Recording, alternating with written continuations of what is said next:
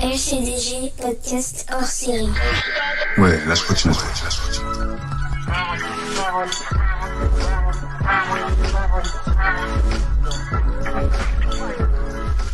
On crée un hors série qui s'appelle justement Ma Parole. Un nouveau concept. On va recevoir des gens qui nous donneront leur parole sur des sujets super forts et super sensibles. Je serai plus en immersion avec mes invités et on discutera tranquillement sur le monde qui nous entoure et la trace qu'on veut laisser, qu'on souhaite laisser. Chaque passage plutôt est important. Ma parole.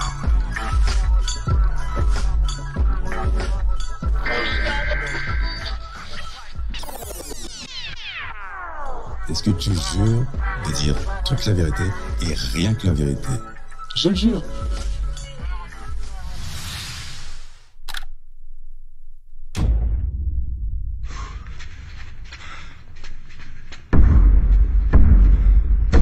On m'a toujours dit de réaliser mes rêves.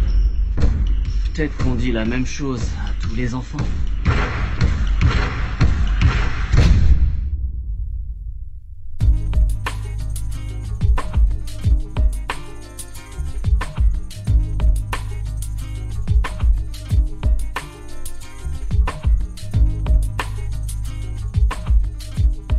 Comment tu peux te présenter? Qui es-tu? Alors, qui je suis? C'est une question difficile, mais... Non, c'est pas difficile. Moi, je sais qui je suis. Je suis un Sarcellois de cœur, même si je suis pas né. Un serviteur de la ville.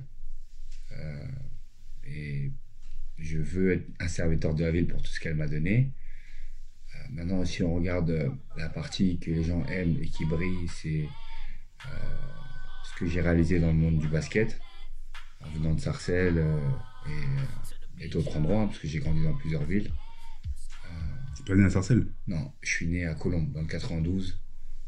Après le divorce, même avant le divorce, ma mère, on a fui, on est parti chez une tante à Montreuil.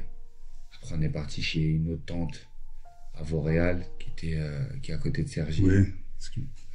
Après, on est revenu à Montreuil. Puis après, on a eu la chance d'avoir l'appartement à Sarcelles. Mais à Sarcelles, j'y viens depuis que je suis petit, en fait. Parce que ma mère venait à l'église ici, aux Flanades. Alors, c'était sur le parking avant. Et après, ça a été... dans l'hôtel Ibis, là, il y avait une pièce. Ah oui. Voilà. Donc moi, j'allais à l'église là tous les samedis. Tous les mercredis, je venais aux Vignes Blanches. Parce qu'on faisait la répétition de la chorale dans les Vignes Blanches. Voilà. Donc je suis sarcellois depuis longtemps. Je passais ma vacances ici parce que j'avais des amis de la chorale qui m'accueillaient chez eux. Moi, j'aimais trop jouer à Cargomar sur le plateau de basket ou dans le parc Kennedy là-bas. Voilà, donc non, ouais, Sarcelles depuis très très longtemps. Et puis voilà, aujourd'hui je suis un papa, éducateur sportif, c'est ma profession. On me dit que ce que je fais c'est de l'éducation sportive, mais aussi on me donne ce titre de coach de vie. Donc les deux vont ensemble. Et voilà, je suis un homme heureux, stable et au service des autres. Parce que je pense que partager, c'est très important. Voilà. Ok. Quand tu parles de ta naissance à Colombes, c'est quelle année? 82. Ok. Et d'aussi loin que tu te souviennes, je sais que les souvenirs, des fois, sont pas très clairs, peut-être avant 5 ans, ou ça dépend des gens, en vrai. Mais entre 5 et 10 ans, on va dire, si tu t'en souviens, c'est pas simple. Quel est ton caractère? Comment tu es? Je suis un enfant qui est collé à sa mère, mais qui grandit plus vite qu'il ne doit parce qu'il vit des choses qu'il n'aurait pas dû. Ouais. Et avec une mission en tête qui est très claire et très dessinée, c'est devenir un homme. Voilà, donc... à cet âge-là déjà? Ouais. J'ai des dessins, j'ai des choses, je vois, et je me dis que tout était clair. En fait, je pense que de la grande section maternelle jusqu'à ce que j'ai réussi à faire ce que je voulais faire, j'avais déjà de vraies ambitions, en fait. Et j'ai des flashs d'échanges avec des sœurs à ma mère où je leur dis ouais moi je vais aider maman, je vais nana, si ça, j'avais déjà ce mode-là parce que j'avais vu trop de choses, j'avais compris ce qui se passait, donc pour pas que ça se reproduise, il fallait que je sache comment faire, et le comment faire c'était devenir un homme, travailler, aider ma mère quoi. Voilà, d'accord. C'est ça. Donc je vais pas dire ton unique but, mais en tout cas ton but principal c'était ça. Ouais, c'était ça. Ouais. Ok. Ouais. Et quand tu dis devenir un homme plus rapidement, quand tu deviens adolescent maintenant, déjà tu m'as dit que tu faisais les allers-retours Colombes, Sarcelles, Vauréal, mais à quel moment tu t'installes, on va dire clairement ici à Sarcelles? Sarcelles, je m'y installe, je suis en 5e. Je suis en 5e si je ne me trompe pas. On a l'appartement en face du gymnase Albert Camus, là au plateau. C'est rue Raymond Radiquet. Et c'est là qu'on s'y installe. Je suis en 5e. Parce que ma 6e, je l'ai fait à Montreuil. Et je suis ado, mais les lignes ne changent pas en fait. J'avais déjà trouvé ma voie à travers le basket. Donc je savais où je voulais aller, même si c'était pas un coup de poker, parce que dire à un enfant, tous les enfants qui aiment le sport veulent devenir professionnels. Ouais. Donc on est des millions à le dire, et des milliards sur la planète. Donc c'était, viser un truc très très compliqué, mais moi j'y croyais. Voilà, j'y croyais vraiment, et je me disais que c'était ça qui allait m'aider à aider ma mère. Voilà. D'accord. Aider à aider. Ouais. C'est intéressant. Et est-ce que tu te souviens de parce que tu parlais de Sarcelles, tes allers-retours, mais ton premier vrai contact avec Sarcelles? Alors, la première fois que tu viens, est-ce que tu t'en souviens? Non, je peux pas m'en souvenir. Ou il y a tes premières fois des choses qui t'ont marqué quand tu es arrivé? Non, j'ai beaucoup de flash, mais c'était toujours par rapport à l'église. D'accord. Voilà. On venait à l'église ici. Et je sais que il y a des chemins, quand je les prends aujourd'hui, quand je marche. L'autre jour, j'étais chercher une jeune fille qui est dans le club où j'enseigne le soir. Oui. Et je disais, tu sais, qu'avant, ce bâtiment n'était pas là. Ici, il y avait un épicier et il fermait super tard. Et nous, à chaque fois qu'on sortait de l'église, on allait là, on achetait des gâteaux pour rentrer à Montreuil, etc. Il y a des rues qui me rappellent des étés que j'ai fait ici. Voilà, par exemple, quand je prends la rue, la continuité de l'avenue du 8 mai, quand je vois l'église, etc., il y avait une famille chez laquelle je restais là-bas. Et j'ai beau y passer très souvent. Même quand je fais mes footings, ça me rappelle la même chose. Je me dis, je venais là l'été et je faisais des semaines et des semaines dans ce quartier-là, sans savoir qu'un jour j'allais y vivre. Ouais. Et voilà, donc non, Sarcelles, pour moi, c'est que du bon. Mais même en venant de temps en temps, est-ce que tu n'avais pas l'envie d'y vivre, toi, en tant que gosse? Pour moi, c'était ma ville. Déjà. C'était ma ville parce que je l'aimais telle. Tu vois, c'était déjà ma ville. Ouais. Après, d'ailleurs, ça m'a emmené des critiques, parce que quand je suis devenu entre guillemets populaire pour les gens et que je me suis mis on s'est mis à m'interviewer ou à me poser des questions, moi j'ai toujours dit Sarcelles. Et en fait, je me dis, mais non, t'étais à Montreuil, t'étais avec nous, t'es un mec de Montreuil, non, nanani, je sais pas quoi, pourquoi tu dis que Sarcelles, il n'y a pas que Sarcelles, rappelle-toi de nous. Et en fait, je leur ai dit, ouais, mais non, Sarcelles, tu vois, c'est une vérité. C'est ce que je disais l'autre jour avec un entretien avec le maire. Moi, on peut taper sur Internet, Samuel Nadeau, c'est obligé que Sarcelles sorte. J'aurais pu tout faire pour pas en parler. Ouais. Voilà. Mais voilà, partout où j'ai été, même en Espagne, les gens Sarcelles, ils leur disaient Sarcelles. Voilà, il n'y a pas de... je sais pas. C'est extrêmement bizarre ce que tu dis quand même. C'est ma ville. Ouais. Parce que t'es pas un natif. Non. Tu viens de temps en temps, tu t'imprègnes de la ville. Et c'est vrai que en te croisant ou en regardant ce que tu fais, t'es autant sarcellois, même si moi je suis venu il y a très longtemps, mais je dirais même que t'es plus sarcellois que je ne le suis moi-même. Oh, je pense que c'est un ADN, c'est pas une question c'est pas une question de... Il y en a qui en parlent pas beaucoup, mais qui l'aiment. Il y en a qui en parlent beaucoup et qui la détruisent. Ouais. Il y en a qui en parlent et qui la défendent. En fait, c'est le problème, on peut le voir dans tous les sens, mais je pense que on peut tous être sarcellois d'une manière ou d'une autre. Après, c'est juste, est-ce que de quel côté tu veux l'emmener, en fait, tu vois. Comme souvent, les gens, quand tu leur dis ah non, moi j'habite à Sarcelles, surtout moi quand je le dis, les gens ils me regardent un peu, ils comprennent pas. Mais comme toi, Sarcelles, qu'est-ce que tu fais là, tu vois. Mais ouais, Sarcelles, ça peut être la criminelle ou ça peut être la plus belle. Et ça, c'est comme partout. Voilà. Et par rapport à ça, parce que tu as introduit les sujets tout seul, donc je vais juste préciser à quel moment tu te mets au basket. Okay. Ou au sport même, en général, après pour sport préciser. Depuis petit, mais le basket, ça a commencé à Montreuil, en 6e. Ouais, 6e, on entre en 6e, non. On entre en 6e, c'est un ami qui s'appelle Cédric Ménélis, qui était mon meilleur ami.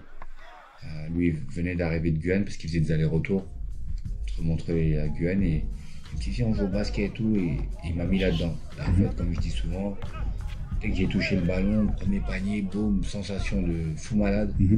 Un peu comme le cracker qui prend sa première dose de crack et qui recherche cette sensation. Moi, aujourd'hui, quand j'ai la balle dans les mains, le ballon il rentre, il a l'habitude de rentrer. Mais pour moi, c'est le kiff. Je me dis, encore, je veux que ça rentre, je veux que le truc. Donc c'est 6e Montreuil, 6e Montreuil. Après. Pas d'autres sports? Si, j'ai fait du foot, comme tout le monde, dans la rue, pas en club. De l'athlétisme forcé en CM2. Mon maître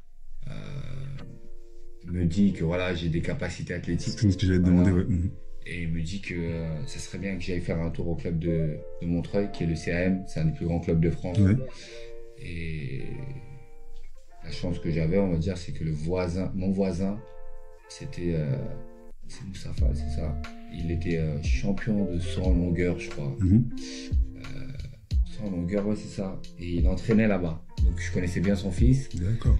Et lui, je le voyais tout le temps. À la piste. Mais pour moi, lui, il faisait son truc. Moi, j'avais rien à voir avec ça. D'accord. Donc j'ai été là-bas et j'ai pas aimé. J'ai pas aimé parce que c'était beaucoup trop d'entraînement pour très peu de compétition. Et ça avait pas de sens pour moi. Et si on souffre autant pour à la fin faire 2 courses, on dit que c'est fini. Très bidon. Ça t'a refroidi direct. Non, j'ai pas kiffé. J'ai vraiment pas kiffé, donc j'ai décroché assez vite. Pourtant, on m'avait offert une belle paire de crampons, etc. Mon maillot or et bleu là, du CAM. Non, très très. J'ai pas kiffé. Donc après, le basket est arrivé. Et puis voilà. Très important. Au niveau de ta croissance aussi. Est-ce que quand tu es en 6e, j'allais dire que tu as une taille normale, c'est vrai. Non, j'étais déjà grand par rapport aux autres et tout. J'étais déjà grand par rapport aux autres. Okay. En fait, je suis grand depuis que je suis bébé, donc j'ai toujours eu un coup d'avance. Et j'ai pas eu un coup de croissance genre extraordinaire. C'est ce que j'allais te demander en fait. Tu as toujours été plus grand. Tu as été plus grand. Maintenant, bon, c'est vrai, je fais 1m99.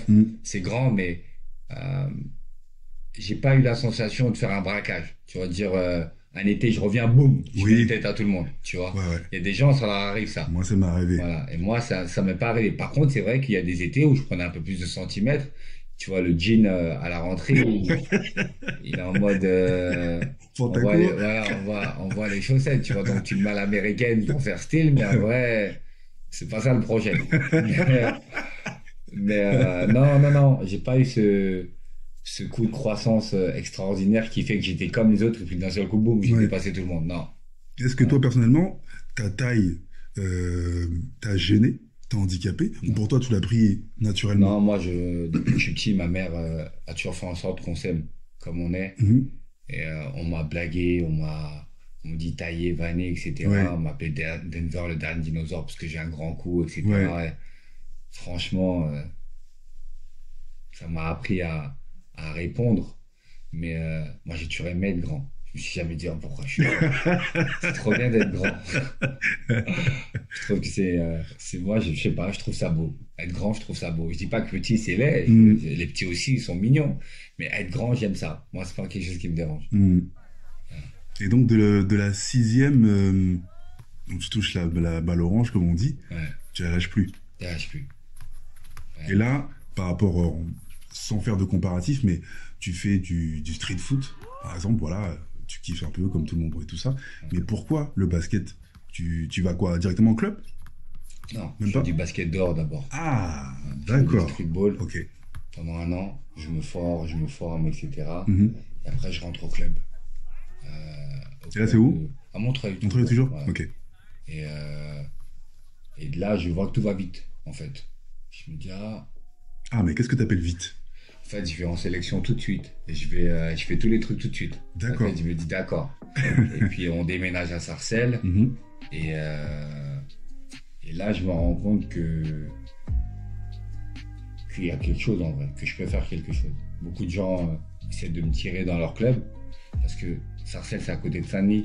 Ouais. Saint-Denis était un très bon club à cette époque-là, en tout cas formateur avec des jeunes qu'ils avaient. Et ces jeunes-là, ils jouaient en sélection Seine-Saint-Denis. Et moi, j'habitais à Montreuil. Donc, je me retrouve en sélection Seine-Saint-Denis. D'accord. Donc, ces jeunes-là, ils me disaient, c'était mes potes, ils me disaient, viens à Saint-Denis, c'est à côté. En plus, t'habites là, tu prends le 68, t'arrives direct à la salle et tout. Franchement, c'est vrai. Et je leur ai dit, non, mais à Sarcelles, je joue à Sarcelles. Encore Sarcelles. Et eux, ils comprenaient pas. D'accord. Donc, ils me disent, ouais, mais le niveau, ils jouent à un mauvais niveau en jeune et tout, viens. Au final, non, je reste à Sarcelles et puis j'ai continué à construire à Sarcelles comme j'ai pu le faire auparavant à Montreuil. Et ça allait vite, quoi. Voilà. Après, vite, je pense que c'est le fruit du travail. Donc, je peux pas dire vite parce que ça veut dire que je néglige tout le travail que j'y ai mis. C'est ce que j'allais te dire, en fait, parce que j'ai dit ça va vite, mais ouais, qu'est-ce que ça veut dire, en fait? Ça va vite parce que le travail paye pour moi. Et si tu travailles bien, ça paye. Voilà. Et là, à ce moment-là, tu manges, tu marches, tu rêves basket? Ah ouais, ma vie, c'est le basket. Enfin, est-ce que c'est comme j'ai l'image d'Olivier Hatton, soit dans Olivier Tom qui est avec son ballon, qui marche dehors avec son moi, ballon, à l'avenue du 8 mai, aller à l'école, tout avec ma balle. Déjà, c'était déjà le cas au début, mais tout avec ma balle. Je me vois là, des fois, il y a quelques années, mon fils, il driblait sur l'avenue du 8 mai, et ça me faisait des flashbacks, parce que moi, je faisais ça à tout le monde, je driblais tout le monde. Je leur faisais des feintes, je faisais des trucs. Dans la street. Ouais. Il est fou, tu vois. Ouais. Des fois, j'avais pas de balle, donc je faisais comme si j'avais une balle. Et non, ça, ouais, c'est du shadow, tu faisais. Du shadow, exactement. Ouais. J'arrivais devant un genre, je faisais reverse. Je pense qu'aujourd'hui, ça aurait été mal pris parce qu'ils vont peut-être dire il va m'arracher mon tac, une fin de prendre mon portable. Mais t'es vraiment dans je m'amusais bien. Je m'amusais vraiment bien, c'était marrant. Et entre le moment où tu te dis que il y a un truc, tu peux le faire, qu'est-ce qui te pousse à vraiment aller au bout? Il y a des choses qui ne mentent pas. Tu sais, beaucoup de gens me parlaient d'eux et d'autres n'aiment pas. Donc moi, je sais qui je suis, encore une fois, mais j'ai la facilité de voir si je me mens ou si je me mens pas. Ok. Voilà. Et ça depuis que je suis petit. Ça peut être pour des exemples super stupides où je me dis, tu le fais ou tu le fais pas, en fait. Parce que là, tu es en train de parler, tu parles, tu le fais ou tu le fais pas. J'avais tendance à dire souvent, quand je me trouvais une excuse, t'es un bouffon. tu parles, mais tu le fais pas. Pourquoi tu le fais pas? Et sur le basket, si tu veux, les gens parlaient déjà. Ah ouais, non, lui. Moi, j'entendais. Mais entendre, c'est bien. Mais quand j'avais la sensation de dominer celui qui était en face de moi, ou de faire partie des dominants, je me disais, mais ouais, bien sûr que moi, je vais y aller le prendre, ce truc. Après, j'ai eu cette mentalité, je dirais, américaine, de se dire, voilà, moi, je veux le meilleur. Je veux être le meilleur, je veux le meilleur. Et je sais pas, j'ai jamais regardé, en fait, le basket français comme si c'était un endroit où je devais atterrir. Je voulais qu'à la NBA. Pour moi, c'était la NBA. Alors qu'à l'époque, c'était pas ouvert. Ouais, pour moi, c'était la NBA parce que je voulais les dollars. De France, ça me disait rien pour aider ma mère. C'est bête, hein. Et ça, c'est quelle période, ça? Toujours Sarcelles, collège, je dois être en 4e. Je crois que j'ai redoublé ma 4e, ça doit être en 4e. Donc, je me dis que c'est ça que je veux. Et ça, c'est quoi, au milieu des années 90? Ouais, t'es en 80... 95, C'est 80, tôt, hein, 95 peut-être, ouais. Est-ce qu'il y avait déjà des enfants de mecs en NBA? Non, c'est ça que je me dis, parce que Il y avait un Allemand, je crois, Detlef Schrempf, il y avait Hakim Olajuwon, mais voilà, même Hakim, on ne disait pas que c'était un Africain. Pour nous, c'était un joueur NBA, voilà, et américain. Non, il n'y avait pas beaucoup d'étrangers. Il y avait un autre, un Lituanien, j'ai vu qu'il s'appelait Marsilius, je sais pas quoi, il jouait à Seattle, je crois, Supersonic. Mais non, il n'y avait pas de cette trace de dire que... Voilà, il n'y avait pas. Après, c'est venu côté universitaire, avec Tariq Abdul-Wahad, qui s'appelait avant Olivier Saint-Jean. Oui. Il y avait un autre gars qui s'appelait David Lesmond, et un autre gars qui s'appelait David Frigou. Quand on était dans le milieu du basket, on entendait qu'eux, ils étaient au State. Oui. Mais c'était pas quelque chose... tu disais pas, je vais aller au State. Et eux, ils sont là-bas. Tu dis, ah ouais, ils sont là-bas. Eux, ils sont chauds. Ouais. Ils sont chauds s'ils sont là-bas. Mm-hmm. Mais tu disais pas, je peux y aller. Tu vois.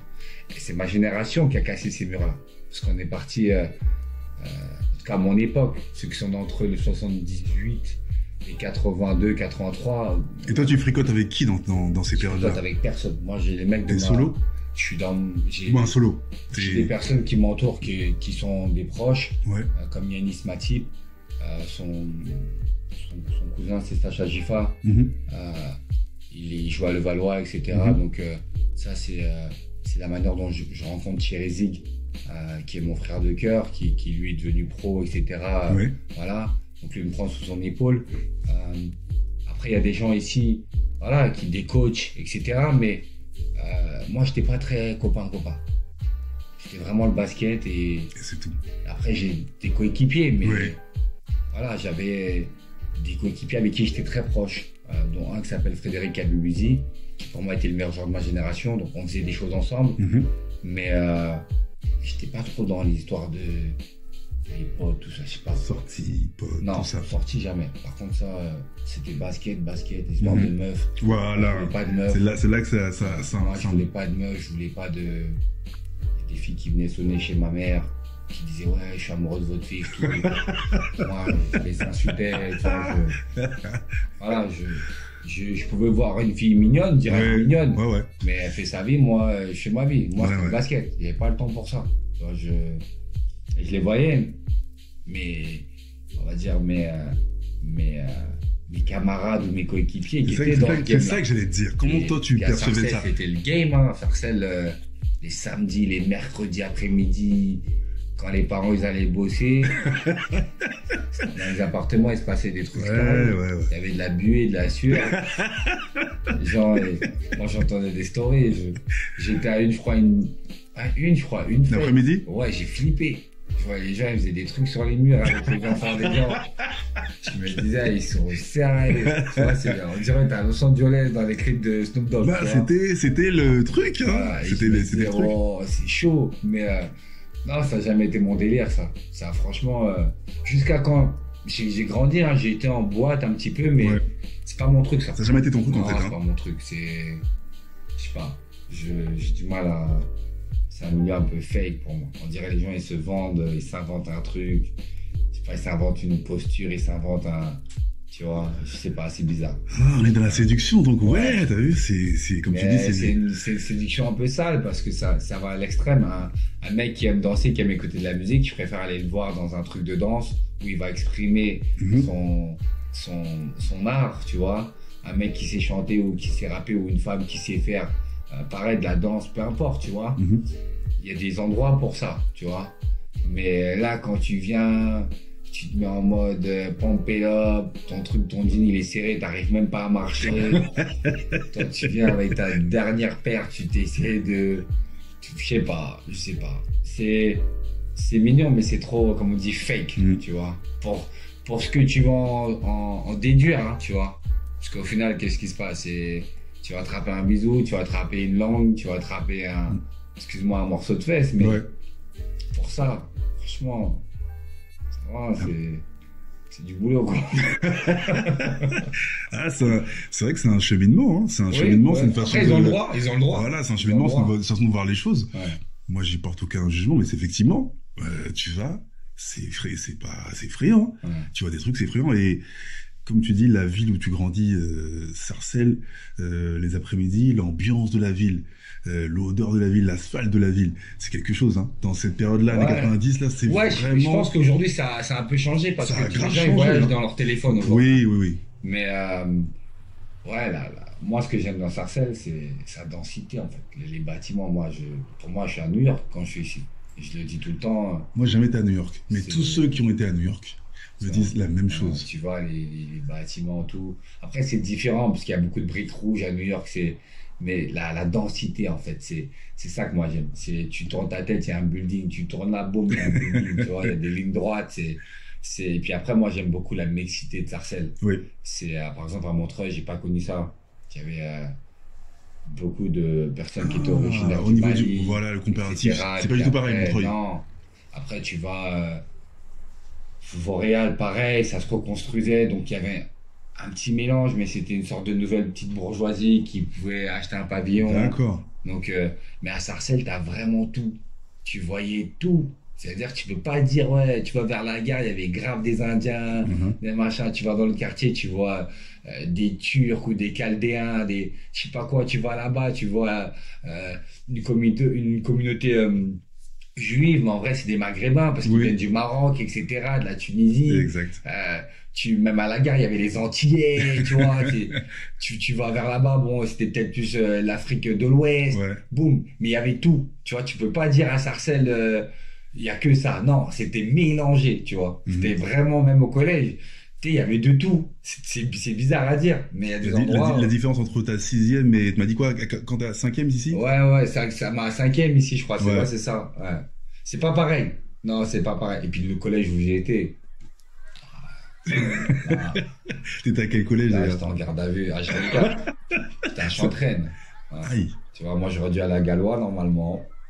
On a le même parcours. Et on m'a envoyé à Chantraine. Et quand j'allais à Chantraine, des combats de pitbull dans les champs. Parce qu'avant, aujourd'hui ils ont dégagé le truc. Des fois, quand je vais au cinéma là, je dis à mon fils, moi je passais par là. Ouais, il y avait que des champs. Il y avait des champs, les mecs qui se battaient là-bas, où il y avait d'autres choses avec des slips qui descendaient. C'est la vérité. Des gens qui se faisaient courser et tout. C'était. Ouais, franchement, de passer de mon petit collège à Montreuil à ça, c'était wow. Mais voilà. T'es entre deux feux. Donc tu dors, tu rêves basket, tu joues au basket dans la street, et en même temps t'es au collège là-bas. Ouais. Comment. C'est la balle qui me quitte. C'est mon Voilà, j'allais dire comment tu t'en sors. Je les voyais, les mecs. T'as vu, hein. D'ailleurs, aujourd'hui, même là, je bosse souvent dans ce quartier-là. Moi, ils me laissaient passer. Parce que je venais dans le gymnase à Saint-Ex. Ouais. Et ils savaient que je venais de Chantraine. Donc, eux, ils allaient à Chantraine aussi à l'école. Donc, eux, ils me laissaient passer. Ils me disaient, non, c'est Sam, c'est le basketteur et tout. Mais d'autres gars qui voulaient venir s'entraîner et qui venaient pas. Impossible. Ils te laissent tomber. Un parcours du combattant. Et je disais, mais c'était déjà très sectorisé. Mon quartier, c'est mon truc, c'est notre truc. Et, un peu comme au States, c'était le délire. Mais moi, ma balle, c'était mon passeport. Tu vois, vraiment. En fait, en gros, tu peux aller partout. Ouais, j'avais pas de problème avec ça. On pouvait me regarder, mais tu sais, si tu tiens pas le regard, t'es dans ton délire, tu sais que t'es pas là pour ça. Eux, ils prennent ça comme une sorte de crainte. Mais toi, t'es intelligent, tu dis, moi, je suis pas venu me goumer ou te montrer que je suis plus chaud que toi. Je vais juste passer par là, je vais faire ce que j'ai à faire, j'ai pas le temps de te regarder ou de rentrer dans un délire de Far West. Donc moi, non, ma balle, c'était mon passeport. Mais le passage, il est hardcore alors. Ça veut dire que toute la partie collège, même si t'es à fond dans le basket, tout ce que tu vois, ça influe pas sur toi? Non, parce que Aussi peut-être ça influe pour vraiment te pousser à fond dans le basket, je sais pas. Non, après j'ai fait une bêtise, mais ça avait rien à voir avec la ville ou ce que tu voyais. Non, en fait, Sarcelles, c'est comme partout. Je veux dire que après j'étais à Levallois, j'étais à plusieurs endroits. Oui. Le mauvais est partout. Le mauvais est en tout le monde. C'est juste une question de choix en vrai. Tous les jours, on a la chance d'avoir le choix. Qu'est-ce que tu veux faire? Voilà, tu veux faire ça ou tu veux faire ça? Et on a une conscience, on l'a tous. Il n'y a aucun enfant sur cette planète qui naît sans conscience, à part s'il est fou. Et c'est ce que je dis à chaque enfant avec qui je travaille. Si t'es fou, c'est ma première question. Ah non, t'es pas fou, donc tu sais. Donc si tu sais, c'est juste une question de choix. T'as le droit de faire les choix du mal, mais il faut que tu l'assumes. Ça s'arrête là. Et moi, non, j'avais pas envie. Franchement, aller courser des mecs, faire des trucs, des je sais pas quoi pour faire le... Faire quoi? Aujourd'hui, je les vois, ces gars-là, ils me font mal au cœur. Tu vois, où je les vois, ces filles, certaines filles qui avaient pris un chemin un peu, voilà, je les vois, ça me fait mal au cœur. Ça me fait mal au cœur. Parce que je sais qu'ils avaient tous un talent, qu'ils avaient quelque chose, et ils ont choisi ce côté obscur. Mais en même temps, c'est peut-être l'équilibre de la vie. Il ne peut pas y avoir de la place pour tout le monde, le combat est compliqué, est-ce que voilà. Mais ouais, si tu te dis... C'est un peu comme tu disais, est-ce que tout le monde dit, ouais, moi je vais être pro. Ouais. Mais entre ceux qu'ils sont. Entre ceux qui le font. Et ceux qui le font. Ah ouais, c'est différent. Ça, je dis toujours. Hein. En tant qu'enfant, on a la facilité, et je le dis au quotidien ici, à tous les enfants que je croise. T'as faim. Papa et maman, ils te ramènent à manger. En fait, il n'y a pas la question. En tout cas, 90% des enfants ici mangent une fois ou 2 fois par jour. Au moins. Voilà. Moi, j'ai connu des endroits où la question, c'est est-ce qu'on va manger aujourd'hui? Donc, quand tu as faim et que tu sais qu'on va te ramener à manger, tu peux dire je veux manger, mais tu sais que tu vas manger, c'est là. Ouais. Tu n'as rien à faire pour ça, c'est là. Donc, c'est pareil dans le sport. Tu veux faire, mais tu crois qu'on va te donner. On va pas te donner, par contre. Là, c'est pas papa et maman qui vont t'emmener le truc. C'est à toi d'aller les chercher. Et c'est là qu'en fait, tu deviens acteur de ta propre vie. Quand tu comprends ça, c'est que tes parents avaient un devoir envers toi parce que tu n'as rien demandé et ils ont fait en sorte de te donner cet équilibre qui te permette de devenir un meilleur humain, peut-être même mieux qu'eux. Ouais. Mais au final, c'est une aide qu'ils te donnent. Parce que même s'ils veulent, ils peuvent être le plus mauvais des parents, dire t'es là et puis ils t'abandonnent. Qui va leur faire quoi? Qui va leur dire quoi s'ils le font dans les règles? Personne. Voilà. Mais au final, beaucoup de parents font les choses bien, ce qui est beau. Mais le combat de tout à chacun, c'est encore cette question de je veux. C'est très bien de vouloir, mais qu'est-ce que tu vas faire pour avoir? Tu vois, là, tu as un verre d'eau en face de toi, tu as une bouteille. T'as soif, tu veux que je te serve ou tu vas te servir? Parce qu'en vrai, si tu veux que je te serve, moi, ça se trouve, je vais me servir, je vais tout boire et je vais rien te laisser. Et tu pourras dire ce que tu as envie sur moi, mais ça ne changera rien. Moi aussi, j'avais soif de boire 1 litre. Tu vois? Et là, tu me diras, je suis égoïste. Je dis, non, tu sais pas ce que j'ai fait avant. Pourquoi je vais boire ce 1 litre-là? Toi, tu es là, tu es à côté de la bouteille, tu veux que je te serve. Tu vois? Non, mais c'est un ça. très bon exemple. Il y a exemple. beaucoup d'enfants qui ont des talents comme ça. Le truc, il est là. Ouais. Mais ils pensent qu'on va leur ramener. Non, on va pas le ramener. Et c'est celui qui est plus loin, malheureusement, qui a peut-être le moins de talent, qui va travailler, qui va venir et qui va faire. Et tu vas dire, ouais, mais lui, j'étais meilleur. Non. T'as pas compris. Ouais. T'as pas compris. Ton père, il avait la voiture. C'est pas grave. Moi, j'ai pris l'erreur. Je suis arrivé avant vous. Ton père, il avait la voiture. Moi, je suis parti à la gare, j'ai pris le train. Toi, t'attendais sur ton père pour qu'il t'emmène. Tu vois? Et c'est ça la différence. Mais bon, non, j'ai pas... Fallait faire des choix. Je pense que j'ai fait pas mal de bons choix. J'ai fait des erreurs comme tout le monde, mais je suis pas tombé dans le côté obscur que j'aurais pu prendre. Ouais. Mais en fait, comme je dis, c'est une question de choix. C'est tout. Tu veux pas. Les gens, ils aiment bien dire on se fait engrainer. Mais... Oui, j'allais dire, est-ce que pour toi, ça, par exemple, comme tu as vu, est-ce que c'est la facilité? L'engrenage. Oui. C'est dire qu'on est engrainé ou faire ce choix d'aller dans le mauvais côté. Est-ce que pour toi, c'est on va dire que cette personne-là a choisi la facilité? C'est pas une question de facilité en vrai. Parce qu'on est tous différents, on a des sensibilités différentes. Moi, je pense qu'on devrait tous être des bergers. Et on a beaucoup de moutons, malheureusement. Parce que... mais est-ce qu'on peut tous l'être? On peut tous être des bergers. Si nos parents font ce qu'il y a à faire au niveau de l'éducation et qu'ils nous disent la vérité, on peut tous être des bergers. L'histoire du berger, je la raconte souvent aux enfants avec lesquels je bosse. C'est une histoire que j'ai découverte en bossant avec eux. Okay. En vrai. Parce qu'on dit que l'histoire veut dire ou raconte que même quand on allume la télé, on parle du loup. Dès qu'on parle berger, mouton, on parle du loup. Oui. Donc on te dit que le loup, c'est le méchant. Le loup, il va venir et il va tuer le mouton. Non, le loup, il a faim. Donc il tue pour manger. Et il va en tuer 2 ou 3, mais c'est pour manger. Il va pas tuer pour s'amuser, en fait. Par contre, le berger, que nous pouvons tous être, il est très malin. Il fait les moutons le suivre tous les jours. Il les emmène dans des beaux pâturages. Mais à la fin, c'est lui qui les tue tous. Il les tombe, il vend la laine. Quand il a fini, et que là, il les vend pour leur viande. Et ces moutons-là, qui ont suivi ce berger, ils l'ont suivi parce qu'il avait l'aura de les guider. D'accord? Il savait ce qu'il fallait faire. Aujourd'hui, moi, je pense qu'on peut tous être des bons bergers. On peut tous être des bons bergers. Et si tout à chacun on est berger, on prend notre direction. Un mouton, il suit le berger. Et le berger va l'emmener là où il a envie de l'emmener. Et il va lui dire, ouais, c'est ça, c'est ci, c'est ça. Mais en vrai, tu sais pas où tu vas. Le mute regarde suivre le berger comme ça. Il dit, vas-y, tu crois que c'est moi le méchant?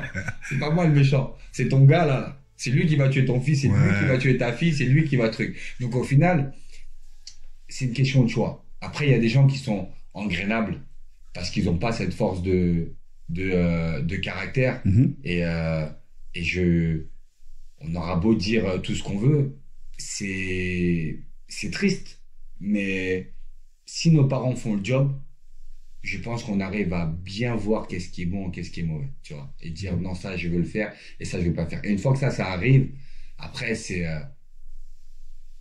toi, hein. Faut pas dire que c'est les autres parce qu'on t'a prévenu. Le feu ça brûle, tu vois. Par rapport à ce que tu disais, donc on était sur l'histoire des choix. Les choix mouton berger. En tout cas, l'image est très très très belle. J'ai dû entendre cette histoire il y a très très longtemps parce que plus tu me l'as raconté, je me dis non, je connais pas cette histoire de. Non, bon, moi je l'ai découvert tout seul. En fait, c'est pas quelqu'un qui me l'a raconté.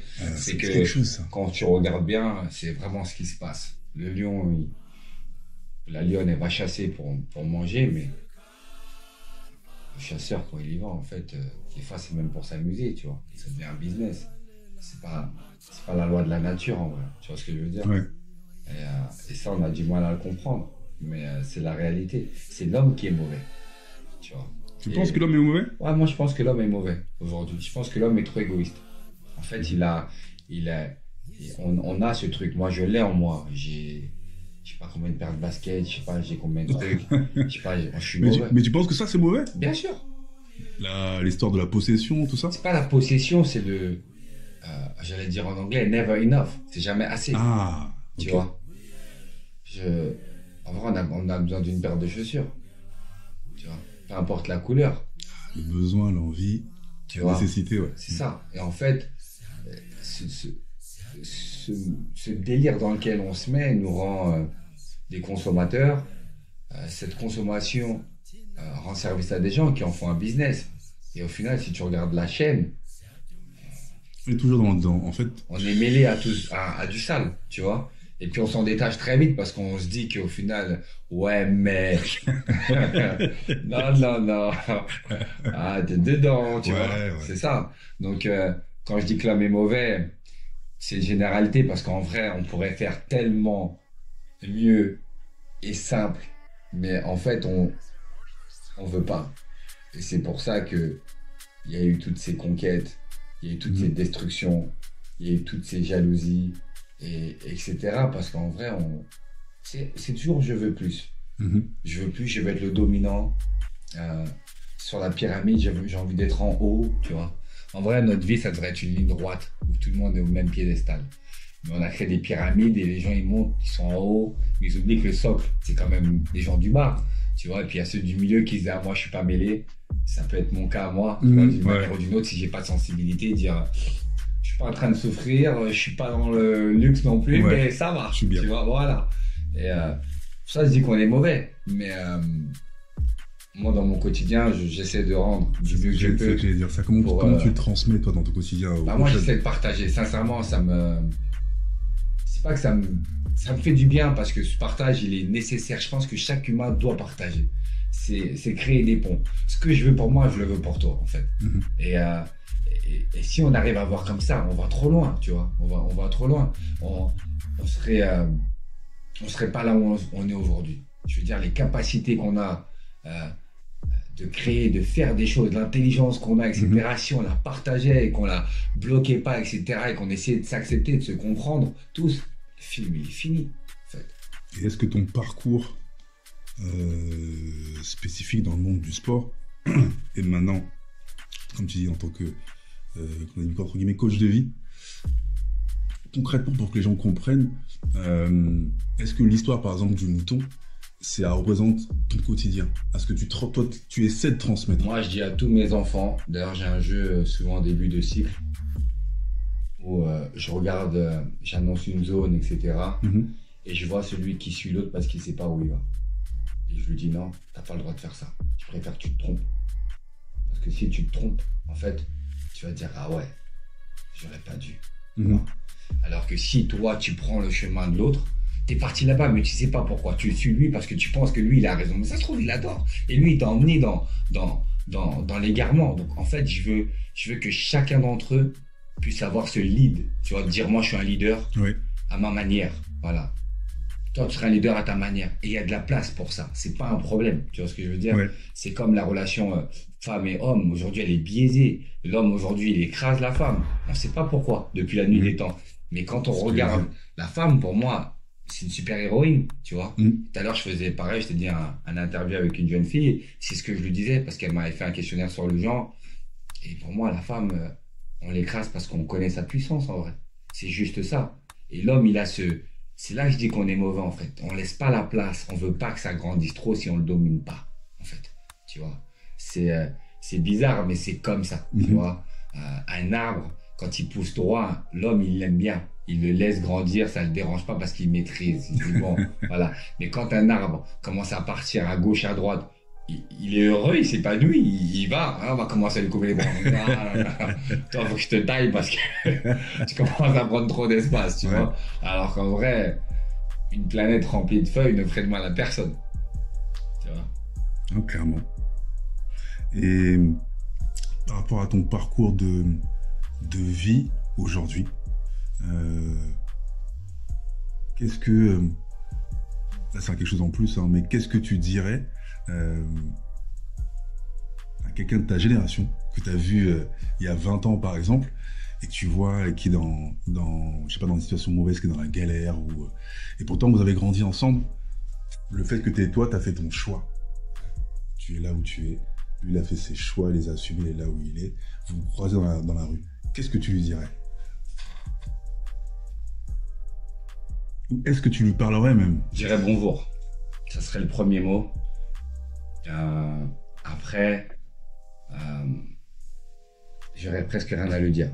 En fait, je vais le regarder et je vais sur le bonjour ou sur ce qu'il va dégager. Je vais savoir s'il va bien ou pas. Voilà. J'ai cette capacité à...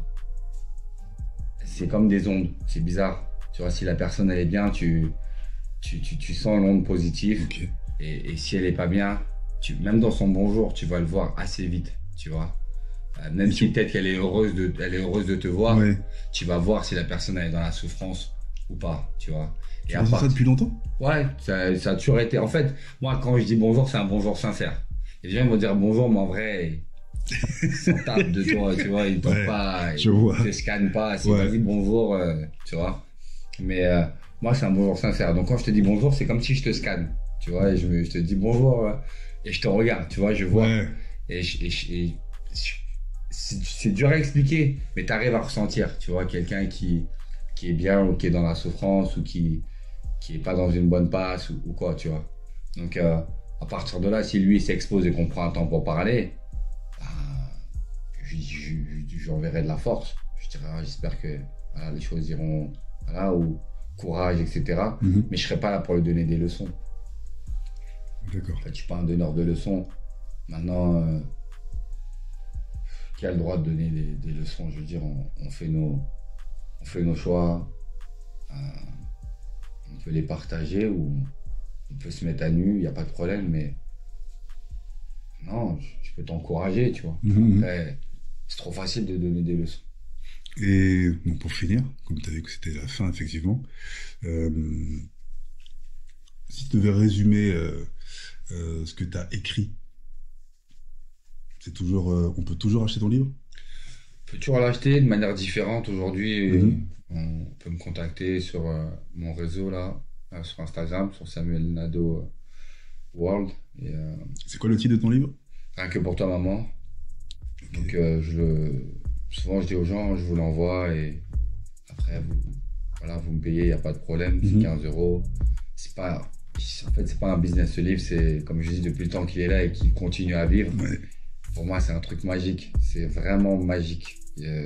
Là, tu vois, il y en a un juste à côté, là, avec une enveloppe. Il va partir, celui-là. Il y a un gars qui m'a écrit sur Instagram. Et il me dit, ouais, je suis de la même génération que toi, etc. Je t'ai déjà croisé. Je sais que peut-être tu me connais pas, tatati. Et moi, tranquille. Je lui ai dit, non, il n'y a pas de souci. Il m'a dit, ouais, où est-ce que je peux avoir ton livre? Parce que je le trouve pas.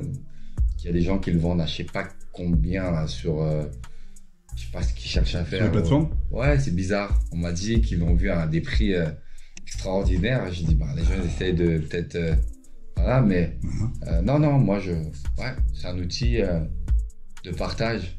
Et il est toujours vivant. Et c'est vraiment beau. Donc les gens, s'ils le veulent, ils me contactent sur Instagram. C'est là-dessus que je suis sur les réseaux. Et je leur répondrai franchement sans problème. D'accord. Et pour finir, tu l'as écrit il y a combien de temps déjà? Ça fait 5 ans déjà. Hein. Ça fait 5-6 ans. Et il continue de voyager encore Ouais, il voyage. Franchement, il voyage. Ah ouais, il voyage. Même moi, je suis choqué. Je veux pas dire, tu vois, il est partout. Tu vois, il va... Le plus loin cette année, là, je crois, il a été, c'est à Hong Kong. Hein? Ouais. Tu vois. Magnifique. Donc, c'est un ami à moi qui a un ami qui veut lire et qui est là-bas et boum, tu vois. Ouais. Donc, il voyage, il fait sa vie, il est en Afrique, je crois qu'il est partout. Non, peut-être qu'il n'est pas en Amérique du Sud. Ouais. Je vais rien envoyer là-bas. Qui sait? Ouais, peut-être, mais en tout cas, il est en Europe, et il y en a un en Asie, de ce que je sais. Le livre se balade. Il y en a aux États-Unis. Non, il fait sa vie. Il fait sa vie. Mais c'est pas un business. Souvent, on me demande combien j'en ai vendu. Je suis incapable de dire. Parce que j'en ai donné pour donner goût à la lecture à des enfants. Puis voilà, je peux pas dire. Ouais, moi, en vrai, ça ne m'intéresse pas, c'était plus... Mais c'est là, les gens, des fois, ils posent la question, mais en vrai, c'est pas... d'avoir écrit un livre, le livre vit 5 ans après, il continue de partir. Pourtant, il n'y a pas de communication réelle. Mais c'est pour ça que c'est encore plus intéressant. Voilà. Bon, on finit là-dessus, et... Non, j'ai rien à dire de plus. Le reste, on va faire du montage, du bricolage, tout ça. Hey, yo, daddy, breakfast over. Yes, it's over. Rah, rah, rah, rah, rah, rah, rah, rah.